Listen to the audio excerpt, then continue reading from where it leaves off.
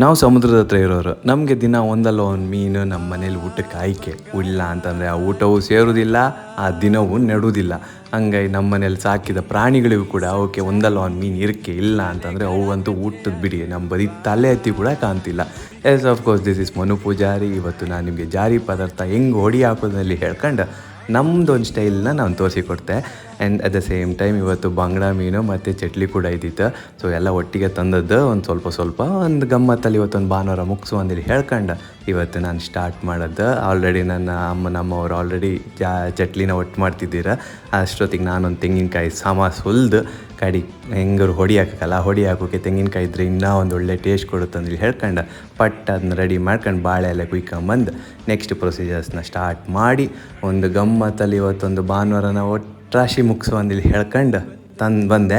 ಅಷ್ಟರೊಳಗಡೆ ಚಟ್ಲಿ ready ಆಯಿತು. ಚಟ್ಲಿ ಪದಾರ್ಥಕ್ಕೂ ಸನ್ನಿ ಮಾಡಿ ಕೊಟ್ಟರು. ಅದಾದಮೇಲೆ ಕಾಯಿ ನೀರೆಲ್ಲ ಹಾಯ್ಕೊಂಡು ಒಂದು ಗಮ್ಮತ್ತಲ್ಲಿ ಚಟ್ಲಿ ಪದಾರ್ಥ ಮಾಡೋದು.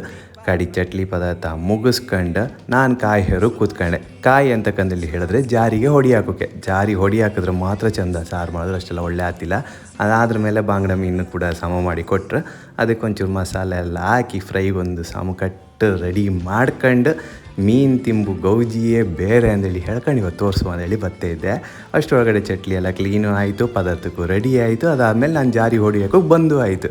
ಸೊ ಜಾರಿ ಹೊಡಿ ಹಾಕೋಕ್ಕೆ ಫಸ್ಟ್ ಎಲ್ಲ ಹಾಯ್ಕೊಂಡು ಅದ್ರ ಮೇಲೆ ಈರುಳ್ಳಿ ಹಾಯ್ಕೊಂಡು ಒಂಚೂರು ಒಗ್ಗರ್ಸ್ಕೊಂಡು ಜಾರಿ ಹಾಕಿ ತಿರ್ಸಿದೆ.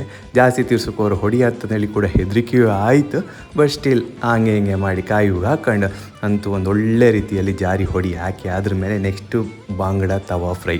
ಸೊ ಬಾಂಗ್ಡೆ ತವಾ ಫ್ರೈ ಅಂದರೆ ಬ್ಯಾಂಗ್ಳೂರಲ್ಲಿ ಸಿಕ್ಕೋ ತವಾ ಫ್ರೈ ಅಲ್ಲ, ಇಲ್ಲಿ ನಮ್ಮ ಮನೇಲಿ ಮಾಡೋದೇ ಬೇರೆ ರೀತಿ ತವಾ ಫ್ರೈ. ಇದು ಒಂಥರ ಟೇಸ್ಟೇ ಬೇರೆ ಇರುತ್ತೆ. ಊರಲ್ಲಿ ಫ್ರೆಶ್ ಮೀನು ಬೇರೆ, ಆ ಒಂದು ತಿಂಬು ಗೌಜಿ ಇತ್ತಲ್ಲ, ತಿಂದವರಿಗೆ ಗೊತ್ತು ಸ್ವರ್ಗಕ್ಕೆ ಯಾವ ಥರ ಒಂದು ಮೂರ್ಗೆ ಏನಿರುತ್ತೆ ಅಂದೇಳಿ ಏಗಳಿಗೂ ಹೇಳ್ತಾರಲ್ಲ, ಅದೊಂದು ನಮಗೆ ಸಿಕ್ಕುವ ಒಂದು ಫೀಲ್, ನಮಗೆ ಸಿಕ್ಕುವುದು ಒಂದು ಸ್ವಾದವೇ ಬೇರೆ. ಅದೊಂದು ಒಳ್ಳೆ ರೀತಿ ಮಾಡಿ ಗಮ್ಮತ್ತಲ್ಲಿ ಇವತ್ತು ಮೀನು ತಿನ್ಕೊಂಡು ಅದಾದ್ರ ಮೇಲೆ ಕೋಳಿ ಪದಾರ್ಥ ಕೂಡ ರೆಡಿ ಆಯ್ದಿತ್ತು.